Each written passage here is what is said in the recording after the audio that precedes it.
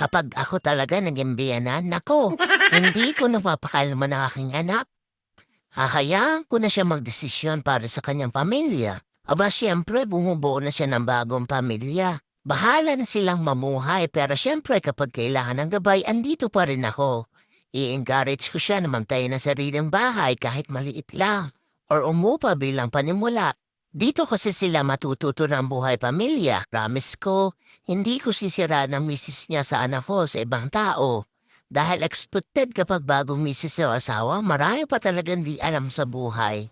Di na rin ako hihingi sa sahod niya. Bahala na sila kung tutulungan nila ako. Pero ayoko mag-expect at di naman talaga nila ako responsibilidad. At lalong di ko sasabihin na payat ang apo ko. Kasi pabaya ang nanay. Kasi pihiga at mahirap naman talagang pakainin ng mga bata.